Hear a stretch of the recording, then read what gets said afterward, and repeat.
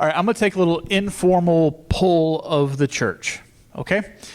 So if you have been coming to LifeBridge since before we moved into this facility, so I'm talking about when you were part of the church, when the church met in what's now our Family Life Center, sit down. A couple of you, good. Okay, so next, let's say you've been coming to LifeBridge since 2000, so 20 years. If you've been coming to LifeBridge more than 20 years and you're still standing, sit down. Okay? So let's say if you've been coming to LifeBridge in the last 10 years, if you've been coming to LifeBridge more than 10 years, sit down. Or First Assembly, whichever. All right? 5 years. If you've been coming more than 5 years. More than 3 years.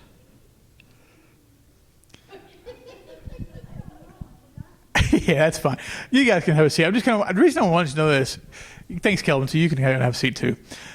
Really, my point here, and normally we'd have a lot more people here because they'd be sitting down probably earlier. Most people here at the church have been here for a while. When you say that for the most part, really? I mean, really some of the newest people in our church are our pastors.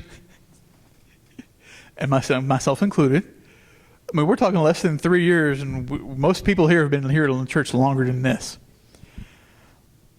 And the reason I say this is because honestly, church, and that this was not a message that when God started laying it, it's something I wanted to do because it's kind of a hard message. It's kind of hard to do because I know most everybody here is like you're preaching to the choir, but I think it's where we have to go.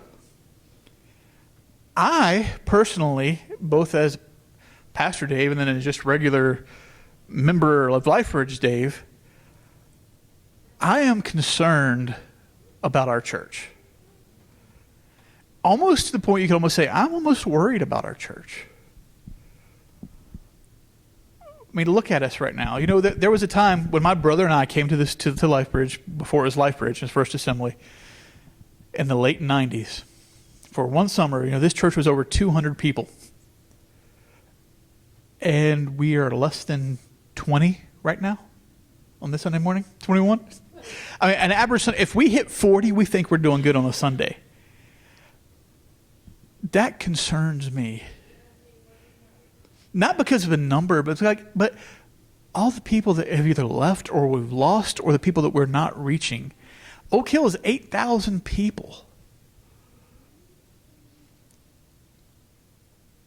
And we think we have a good Sunday where we have 40. This concerns me. We have people.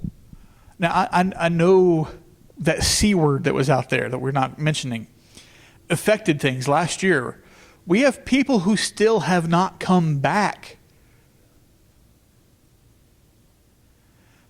They have the vaccines out there, so a lot of people have done that. Last week on the 20th, the West Virginia mask ordinance was lifted. Why aren't we coming back? Why aren't they coming back? I don't know. That concerns me. Really, the newest regular attenders for the most part, we have Kelvin and Betty, which have been great, and we thank you guys for being part. But it's them and me and Pastor Tom and his family. When basically staff makes up half your church, there's a problem. We have a problem. And if we don't address it, it's going to get worse. And I think that's kind of what we're heading towards now. We have less participation in events and ministries now. In March, when we're doing these work Saturdays and we're asking people to come help us so we can clean up the church and get stuff going, there were a few who did come, and thankful for those who, I know some couldn't because of obligations of work, whatever that happens. But only a couple of people, only a handful came out to do this stuff. This should not be. We, each individual one of us, are LifeBridge. We're the body of Christ. When one part hurts, the whole part hurts. Just like if you stub your toe in the middle of the night. Your whole body knows it. We're supposed to work together for the same purpose. But if we're not all doing it, then guess what? We're hurting. And that brings us to where we are. I mean, I know this church has been through a lot in the last 20 years. I don't have to tell those of you guys who have been here for this. You've seen it. You've lived it. Even in the last 5 years, this church has been through a lot. You've seen it. There has been, as I've heard people refer to it, a sin in the camp before in the past. Having to go through that. Having to deal with pastoral issues with some of the previous pastors not doing things correctly. Having things with different pastors in the past. And I'm not speaking against them. I'm just telling you what has happened because you know it. Pastors who rub people the wrong way, and so people leave. People who don't believe in having a woman pastor, for example, which I have no problem with. It is scriptural. But people had problems with this, and so we have to fight through this. We've had the financial problems to this church, where Jason and Robert can tell you there were times where we were scraping by, and not even scraping by. We were so far behind, we were behind. You're behind. But you know what? God still remained faithful, and LifeBridge, we're still here. You're still here. The problem, though, is we've gotten used to just being here. We've gotten, I hate to say it, but there's times when all you're doing is hanging on, you get comfortable just hanging on. You get comfortable just maintaining. To where anything else, you don't want to do anything else because you're so comfortable where you are. Because anything else hurts. You get stuck. You get complacent. And actually, your faith weakens. And I'm not saying your faith is in your belief in Jesus and your walk with him, but your faith weakens the more you don't see good things happening. The longer you see the bad, it gets less and less and less, and you just start passing and fading back and fading away, and to where it almost means nothing. You're just there to hold on. All you're doing is holding on. This is sad. I mean, a good example of this is not that long ago. My mother has had a lot of physical problems over the last 10, 15 years. Last summer, she started having a problem with sciatica flared up on her really bad and forced her to a walker all the time.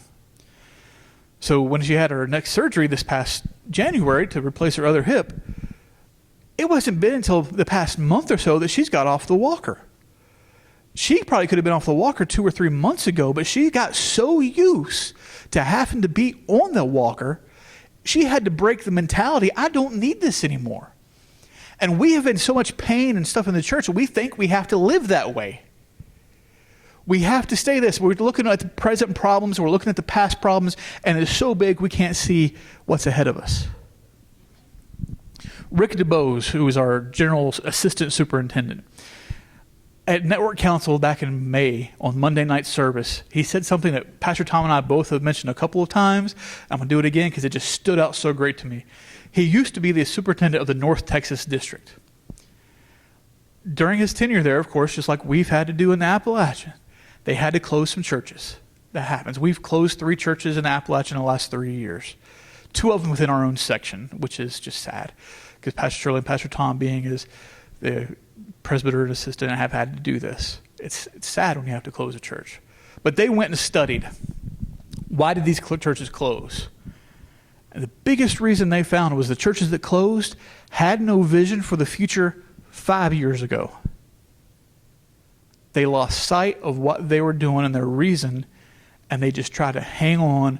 And when you try to hang on, eventually you just hemorrhage into the point of death. Pastor Tom's called this year our year of dreaming, of testing. I mean, you see, you just have no vision, then they die. And vision is just basically a dream that has action and plan put behind it. That's what a vision is. There's something to do. Now, we can dream all we want. We should dream. We should have big God dreams in our hearts and lives. That's what we're focusing on this year.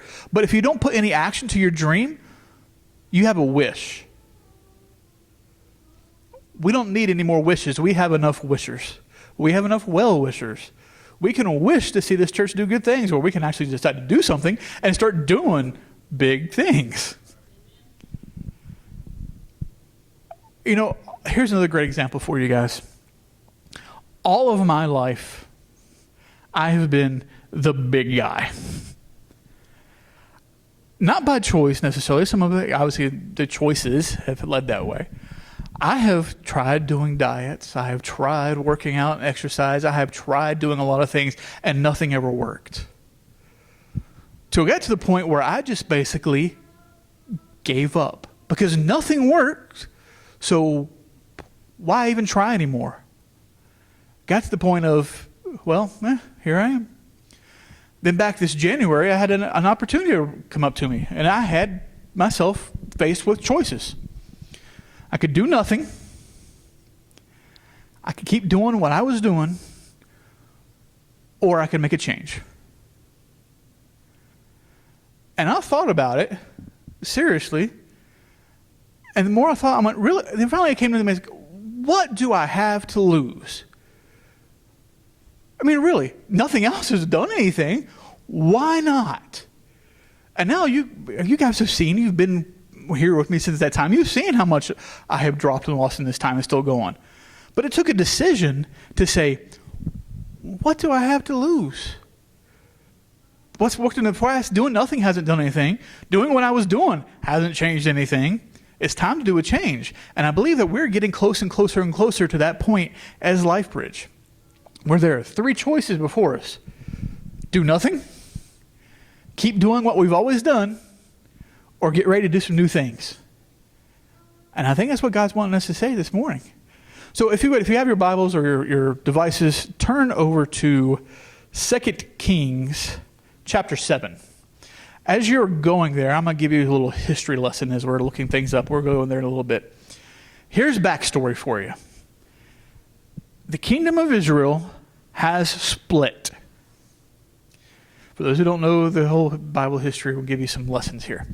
Kingdom of Israel split. After King Solomon, his son, Rehoboam, didn't listen to his advisors who were wiser at age. He listened to the younger people who gave him bad advice about being strict, forced people to do this, and so basically it led to a revolt. So another guy whose name rhymed with his, Jeroboam, who was not a descendant of David, decided to revolt, and they split the kingdom. So the southern kingdoms, the southern tribes of Judah and Benjamin became the southern kingdom of Judah. The other 10 tribes of Israel, the northern kingdoms, became the northern kingdom of Israel. You can kind of see how it's split up there. Now, to get where we are, several years later, many kings later, we have the King Joram, or depending upon what translation, it might be Jehoram. Hebrew's kind of hard to translate into English, so there's different ways to do it. He is now the king of Israel. Okay, Joram was the son of Ahab and Jezebel, 2 of the most evil and wicked rulers the kingdom of Israel has ever seen. Talking about people who were full of idol worship, human sacrifices, everything. It says they're nobody even more evil in the Lord's eyes than these people. This is their son who is now king. And you read in 2 Kings 3, which we're not going to go there. I'm just going to tell you this is where it is. It tells us that he also did evil in the eyes of the Lord, but he didn't do quite as bad as his parents. Don't you love it when people say, well, he was bad, just not quite as bad. He's still bad. He did at least tear down the altars to Baal that his father set up, but he still led the people in the sins that Jeroboam caused the northern tribe of Israel to commit. When he split the kingdoms, he set up in Bethel, which you can see just north there. It's just north of Ai, north of Jericho. In Bethel, he set up their own temple. He said, you don't have to go to Jerusalem to worship. You can worship here. So he built 2 golden calves and told them, these are your gods who led you out of Egypt. Come here and worship. So he led them in that same path. So Joram just followed right along, continuing in this worship of false gods and idols. He was not exactly a good guy. He was also constantly, throughout his rule, at war with the countries around him. It's kind of funny when you don't follow God, you always seem to be at war with people around you. Anyway, that's another sermon. You kind of see where things are set up. We get to chapter 6, and it says that, again, they're at war with Aram or Syria. That's basically, we understand Syria a bit easier in today's terms and this history. That's where they were. He's at war with them. The king of Syria, his name was Ben-Hadad. He would plan an attack against Israel. They'd launch the attack. God would tell Elisha. Elijah would go to Joram and say, hey, they're getting ready to attack at this city. So they would send the Israel army there and rout the Syrians. This happened so many times that Ben-Hadad thought that he had a spy in his midst, that somebody was leaking information out and telling the enemy what they were doing. All along, it's Elisha. It's God. He found out that Elisha was telling the king, so he sends an army, not the entire, but he sends an army out to kill. He sends an army, think about this, he sends an army to kill one guy. That's pretty severe, right? That's a little overkill, but that's all right. That's what he did. So the army surrounds Elisha's place. His servant gets up in the morning, goes outside, and boom, there's this army there. He's scared. I think you probably would be too. He comes back in, and Elijah, the army, and Elijah goes, okay, God, open his eyes. He looks out again, and he sees, as he calls, the chariots and the armies of angels all around. And Elijah's like, I'm not worried. We're surrounded by even a bigger army than what this is. Even though I'm surrounded, he's got it in control. Then the army starts rushing in to come after Elisha, and Elisha prays, God, make them blind. And God did it. So now he has this blind army come to him, and he's like, who are you looking for? We're looking for Elisha. Oh, come with me. So he leads them to Samaria, which is the capital of Israel. So Elisha is leading this blind army into the enemy, basically to the enemy capital. The king Joram's like, oh, Elisha, this is great. Should we just go ahead and kill them all? Elisha's like, no, they're prisoners of war. Treat them nice. Give them food. Send them home. And that's what they did. That's like an Old Testament version of Jesus saying to love your enemies. By doing so, you heap coals of fire on their head because it's just like, you're just being overly killing them with kindness. So they army stayed away for a while, but it says in a little bit later that sometime later, this just didn't sit well with the king. So he launches another full-scale attack. He sends his whole army into Israel, and they lay siege to the capital of Samaria. Now, again, this is not something that modern-day warfare and warfare of this time are so different, it's hard for us to really picture how things are done now because we don't live there. We don't live then, so the concepts are just, they're foreign to us. But when they laid siege to a city, they would completely surround the city. They would cut off access to food. They'd cut off your water supply. They'd cut off access to reinforcements or other armies to come help you. They basically did it to starve you to death until the people would revolt against the rulers and surrender, or eventually the ruler would surrender. It was very cruel, actually. You forced people to starve to death. And this is how bad this has gotten. This is how bad this siege has gotten now. This is years, we don't know how long, but this is a while. They're out of food. It says the marketplaces, that the prices have skyrocketed. Now, you can read the prices. Again, you read the items that they list, and it makes no sense to us because we don't live in that culture. So I've kind of 2021'd it for you. So basically, a pound of hamburger is costing them $50. Whew, I heard that. A gallon of gas is costing $25. That's inflation. This is what's happening. Okay, it's expensive. There's a little bit there, so the prices are going up, but you can't afford it, so you starve. This is where Israel has gotten to, where Samaria has gotten to. It got so bad, they reverted to cannibalism. There tells a story here of he goes on the city wall and he sees a woman and she's complaining to him, hey, this friend of mine next door, we got so hungry that we decided we're going to cook my son and eat him, and the next day we're going to do hers. But now I can't find her, and she's taken her son and hidden him. They were eating their own people. This is how hungry. This is how severe this is. And this puts us where we are in chapter 7. Just had to get all that set up so we know where things are. Now, the king, of course, because he's not really godly at all, what's he do? He blames Elisha. There's an enemy surrounding you. I'm blaming the prophet who did this. It's his fault. He sends an officer and people out. They're going to go to his place and they're going to kill him. Elisha sees him coming and is like, hey, he's coming to kill him now. Well, whatever. Officer comes in and Elisha says, well, this siege is going to end tomorrow. And I'll tell you what, hamburgers will go down to $1 a pound and gas is 50 cents a gallon. But The officer's like, he laughs at him. He's like, even if God opened the windows of heaven, this can't happen. Actually sounds like a statement we make sometimes. Even if God did this, we can't happen. We kind of think this way, even though we don't actually verbally say it. We'll think, there's no way in the world this can happen. There's no way in heaven this can happen. Elisha looks at this officer and says, oh yeah, it's going to happen. You'll see it. You're not going to get to partake in it, but you're going to see it. So again, this is where we are in chapter 7. So we're going to start reading. We're going to read through this bit by bit slowly. We're going to start verses 3 and 4 of 2 Kings 7. This is what it says. Now there were 4 men with leprosy sitting at the entrance to the city gates. Why should we sit here and waiting to die, they ask each other. We will starve if we stay here, but with the famine in the city, we will starve if we go back there. So we might as well go and surrender to the army. If they let us live, so much the better. But if they kill us, we would have died anyway.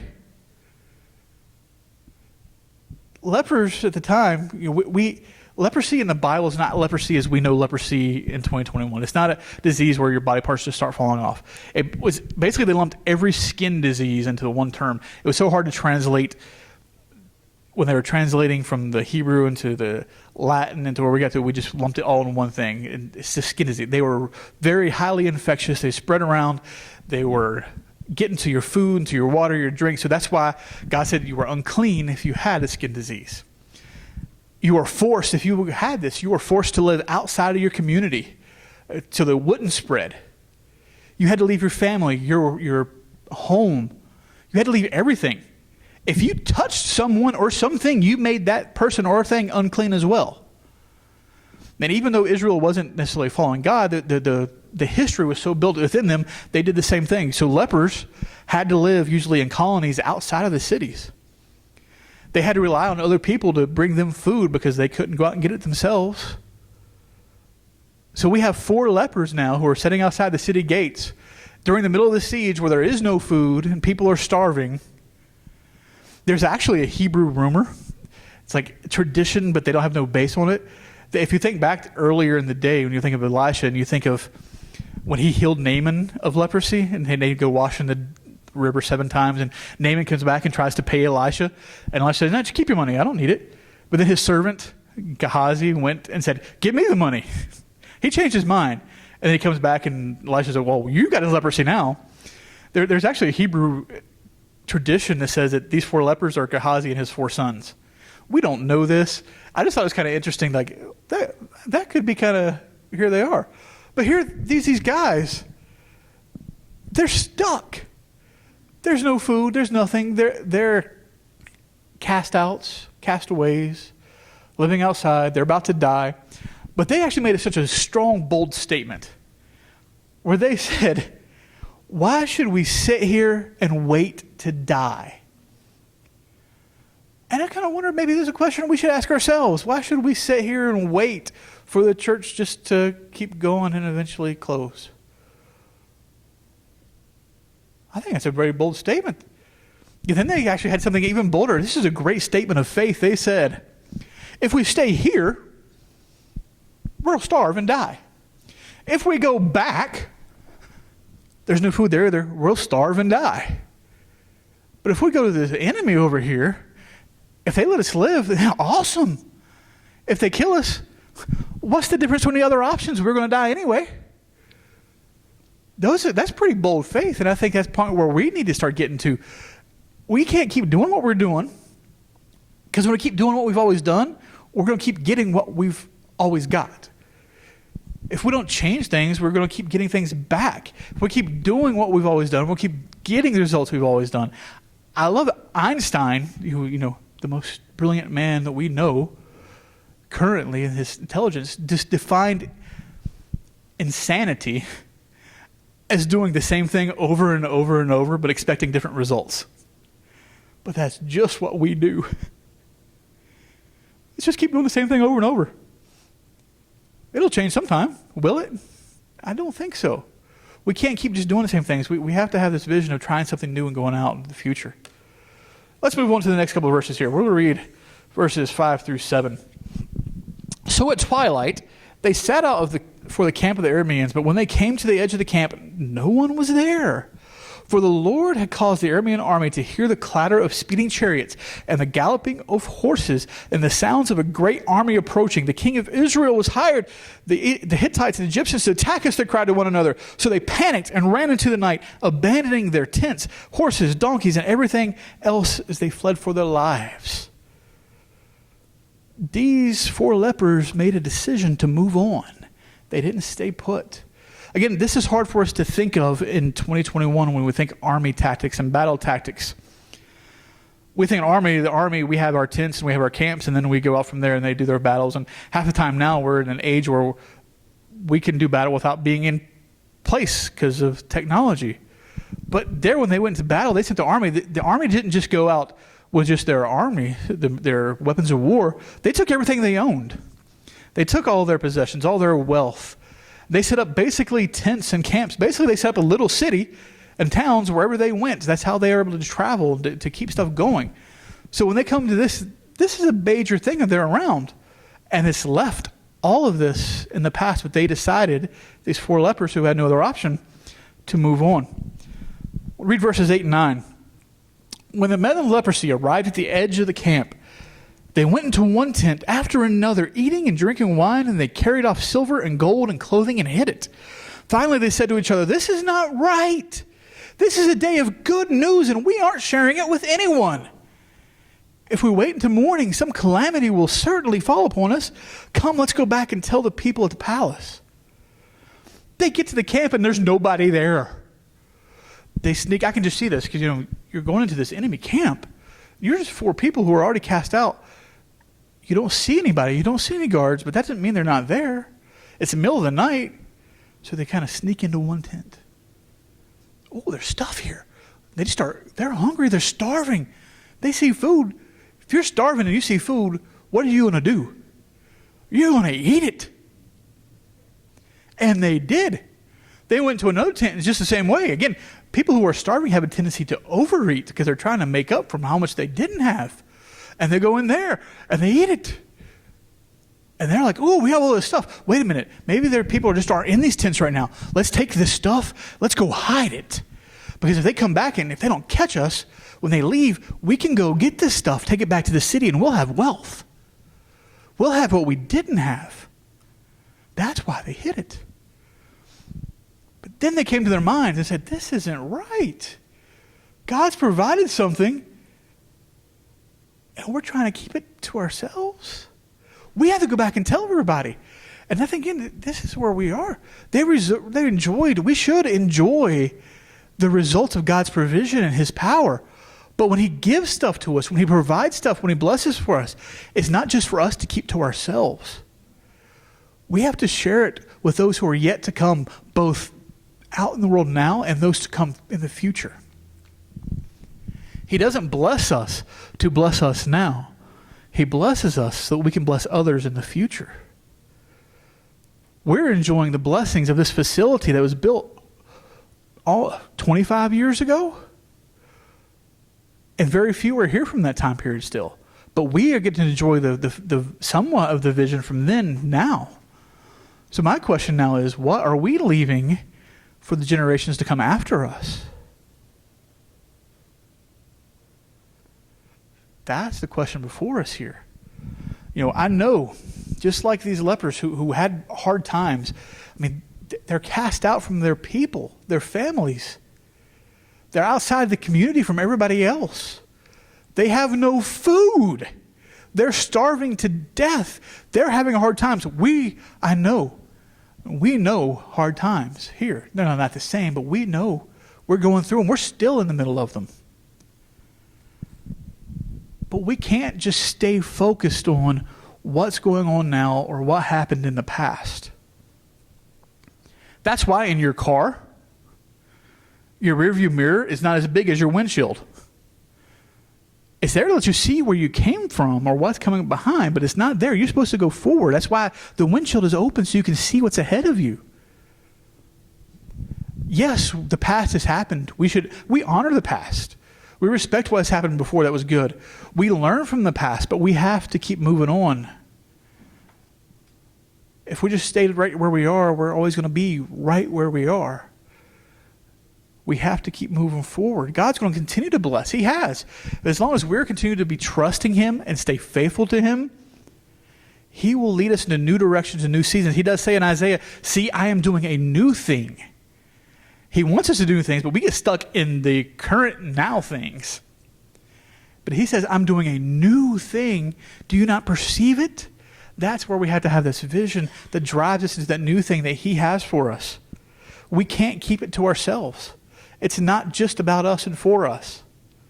We've been talking on Wednesday night with youth about worship and all the fact that worship is not about us. It's not for us. It's for God.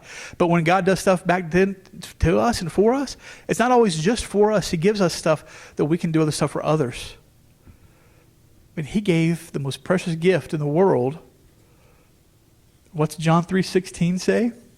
For God so loved the world. It didn't say only for God so loved Dave or God so loved Becky. He says God so loved the world. Everybody, then, now, and in the future to come. Let's read the rest of this, well, most of the rest of this chapter, 10 through 17, the beginning of it. So they went back to the city and told the gatekeepers what happened. We went out to the camp, and they said no one was there. The horses and donkeys were tethered to the tents, and the tents were all in order, but there wasn't a single person around. Then the gatekeepers shouted the news to the people in the palace. The king got out of bed early in the middle of the night and told his officers, hey, I know what happened. They know we're starving.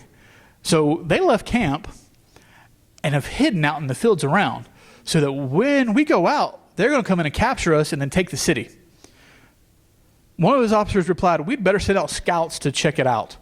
Let them take 5 of the remaining horses. Although they said 5 of the remaining. This is supposed to be a major city here. Let's take 5 of the remaining horses. Probably they were eating their horses. If something happens to them, it'll be no worse if they stay here and die with the rest of us. I like this. It almost sounds just like what the leper said. If something happens to them, it will be no worse than if they stay here and died with us. So even there have that same bit of thinking. And again, it's the thinking we should have. If we just stay here doing what we're doing, we're just going to keep being here.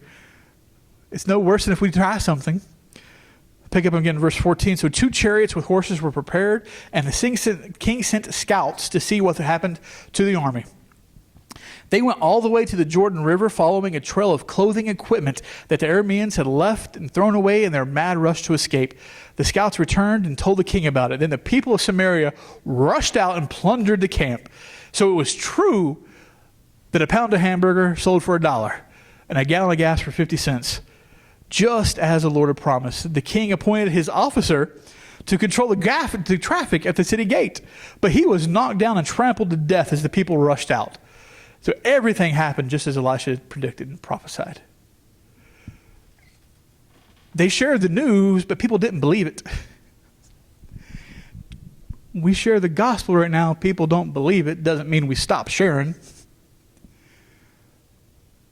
The promises that God has spoken over and to this church, he keeps speaking them and keeps saying them and reminding you and to say it. And it's not, and it's hard. I'm going to tell you, it's hard to believe it sometimes. And there are doubters, but it doesn't change the fact that he said it. I mean, it really is. When you're stuck in the middle of hardness, when you're stuck in the middle of trouble and trial and tribulations, it's hard to see the future. It's hard to see the good because everything has become so bad that all you see is the bad.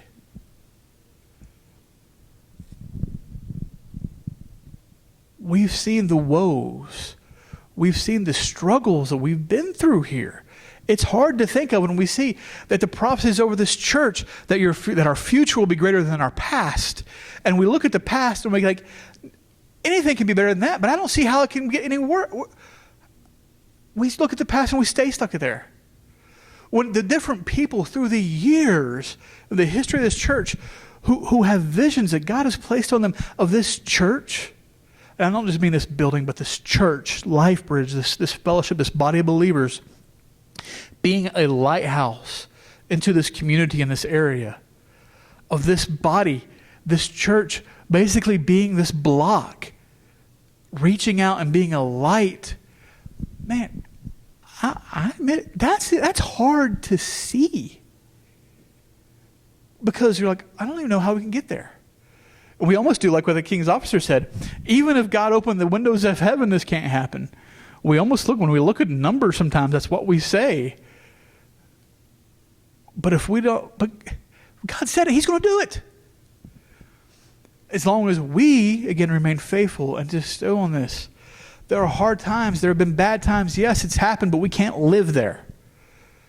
It becomes down to a choice that we have to move. Otherwise, when we don't move, your body does this. If you just sit around, eventually your body withers. The muscles atrophy. They lose their strength. You become weak and you give up. I saw my uncle do this. When we moved back to West Virginia and in with him, I saw him wither away. He couldn't even get up hardly to walk from the bedroom to the bathroom without losing his breath, because all he did was sit around and he withered. I saw him go from a normal, healthy man to skin and bones before he passed away, because he gave up.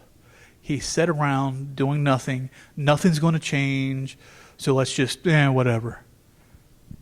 I don't want that to be our church. I don't want us to get so comfortable in the pain that we don't move forward. We learn from it, we grow stronger from it, but we can't live there. We have to look to the future. There's a verse in Habakkuk chapter 2. Pastor Thomas read this, and I have read it, and we'll read it again here. And I'll put it up on the screen for you guys.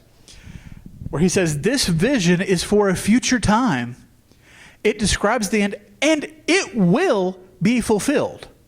I think God's saying that right now. His visions, his goals for this church, they will be fulfilled. If it seems slow in coming, and gosh, does it ever seem slow in coming right now? Wait patiently. For it will surely take place. It will not be delayed. It might not be our time. It will be his, but it will not be delayed. If God said he's going to do something, guess what? He is going to do it. The promises that he has placed for this church, the prophecies he's given people for this church are real, and they will come. We just have to stay faithful and true and trust and embrace what he's doing in us and wants to do through us. And we have to be willing to do things. It's not about us now in 2021. We have to begin dreaming, not just dreaming, but like having God dreams and envisioning the future of what this place can be, what this church, what legacy do we want to leave?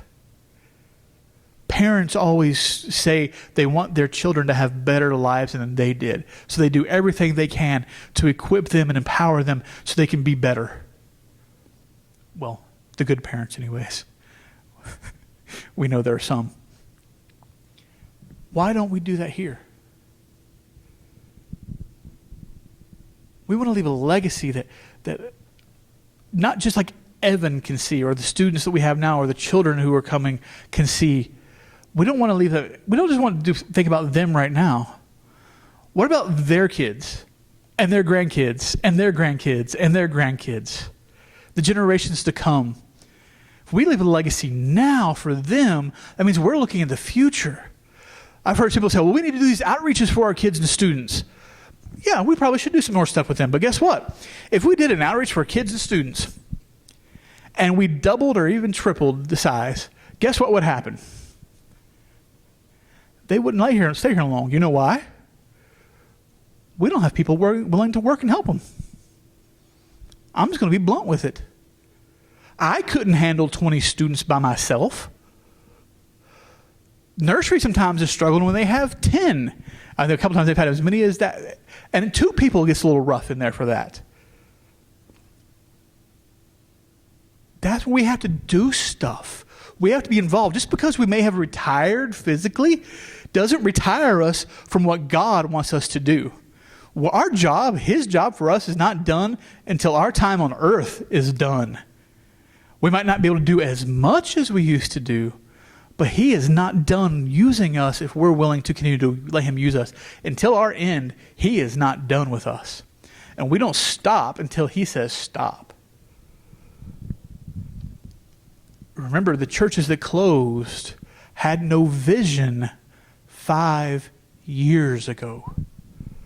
We've got to think about the future. We have to look forward.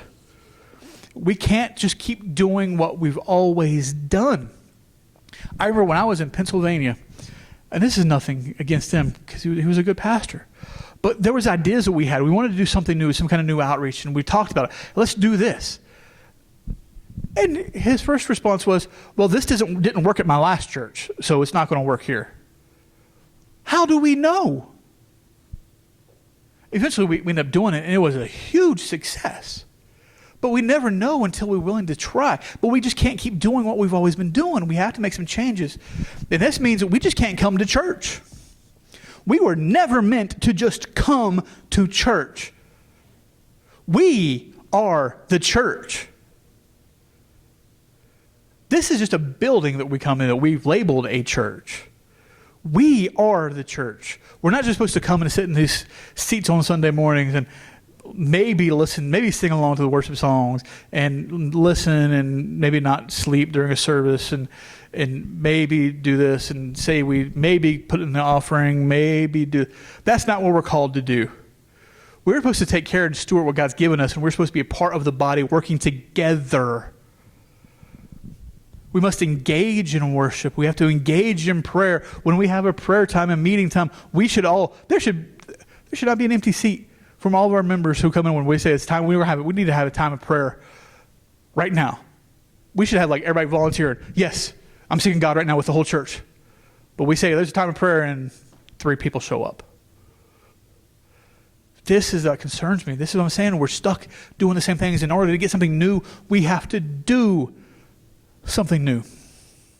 You have to do something new.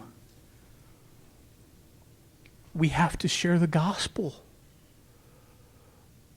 We can't just sit around waiting for something that we're not doing ourselves. I believe really that we are coming close and closer to this critical juncture. We're not there yet. I just feel it's coming. We're close to it. We're near this point. And this is more like the warning message to us, because I know this is, like I said before, like we're preaching to the choir. You guys know stuff. A lot of you are involved. You're doing stuff. But this is the warning. I feel like God's telling us to put it out there. But we can't we're at the place where we have to make a choice. We can do nothing. We can just keep doing what we've been doing and maintain. Or we can just take that step and leap of faith and try something new. We can remain the same, or we can make change. Just like the lepers who they said, why are we sitting around here waiting to die? If we stay here, we'll die. If we go back there, we'll die. If we go to the camp, they might let us live. They might kill us. But if they kill us, it's no different from anything else. Let's do something. It's time for action. And any step forward is a step forward. It's not moving backward. You're not standing still. It's motion. Think about it this way too. You can't go out into your yard and just pray, oh Lord, I need this hole dug right now so I can put this fence. God, put this hole in my ground, while you're sitting there leaning on a shovel. Sometimes the answer to our prayers are us. We, a lot of times, are the answers. We know something needs to be done. Well, I can go and do this. I don't need any credit for it because this is about the body of Christ. This helps the body. I'm going to go do it. I have learned that a lot of times God just doesn't give us things that we pray for. And the reason is, just like it happens with kids, you give a child something that you spend a lot of money on, within a week or two, it's just laying around somewhere in the middle of the house. They don't care. But you're like, don't you realize how much money I spent on that? No, they don't care. But if they went and bought that same thing with their own money, then it becomes the most precious and dearest thing to them because they spent this much money on it. I think that's why God does that to us. Because if He just randomly gives something to you, it really doesn't mean anything. But when you fight and you claw and you work for it, then you take ownership of it. It becomes yours. It becomes important to you. So He invites us to do the work with Him. That's why He invites us. And He doesn't just give stuff. He doesn't just go, oh, here's 50 new people in the church. No, he said, go out, work with me so that you'll know. Hey, I remember when the church was only like 20 people. But we went out and we cared for our community. We reached out. We shared Jesus with them because we love them. We want to share that good news. And then they come in and you're like, man, look what God's done. And you appreciate it more. But does, as I said, it requires us taking a step of faith, even a leap of faith. And you know, by definition, faith is not faith if you can see it. If you can see it, that is not faith. I can say all day long that I believe that light switch is going to turn the lights on in here, but until I actually flip that light switch, it means nothing. James says it this way, that faith without works is dead. Works don't save us, but if we don't put our faith into action, putting our dreams into action, nothing happens. Hebrews 11:1, you all know this verse quite well. This is from the New Living Translation. Faith shows the reality of what we hope for. It is the evidence of what we cannot see. That's where we have to be. That's what vision's about, is that in our minds we see this is what the legacy we want to leave for our future. We don't see it right now, but man, we're going to work for it and do what we can so that my kids and their kids and their kids can have and know Jesus because of the legacy we're leaving behind for them now. Because we're not thinking about, we're so far behind. We just need another $20 to come in to pay for the electric bill. That's the wrong thinking.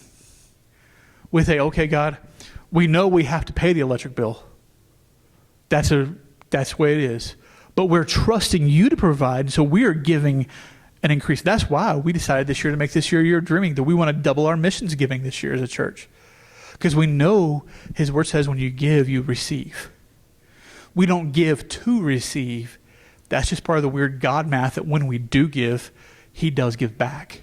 And more than what we gave to begin with. Everybody just bow your heads and close your eyes here this morning. Basically, we're down to 3 choices, which we've mentioned them all morning long, so they're not any shock to you. This is both you personally, and this is to us as the church, as a Life Bridge, because we are the body of Christ together, the body of believers in this particular place that God has placed us. We can do nothing, or you can do nothing. That's option number 1. Option number 2, just keep doing what you're doing. Come, sit in your chair. Maybe help out here or there. Just don't change. Just be here. Or take that step of faith. If we die, we die. We're no better off. It's not going to hurt us if we try something new. We're already at this place anyways. It's not about us. It's about your grandkids and their grandkids and their grandkids. It's about our generation reaching and empowering the next generation for the next generation, for the next generation, for the next generation. The choice is yours. Father, we're just grateful for the fact that you did send Jesus to die for us so that we can have a relationship with you. God, you changed the world when you sent him. And you gave us the choice to follow him or not. And we thank you for the fact that he did. And we do thank you that we have taken that choice to walk with him. And God, we know that the promises you have spoken over this church are true. We know that your word is true, that your word will not come back empty or void. But God, give us the strength, the courage to make those steps of faith, to look forward into the future. Because again, your word says where there is no vision, the people cast off restraint and perish. God, we don't want to just die. We don't want to just be. We want to be lights as you have called us to be in this world. Let Life Bridge stand as a beacon of hope, of love. You're showing your love, your justice, your mercy. Help us to walk in that every day. In your name, amen.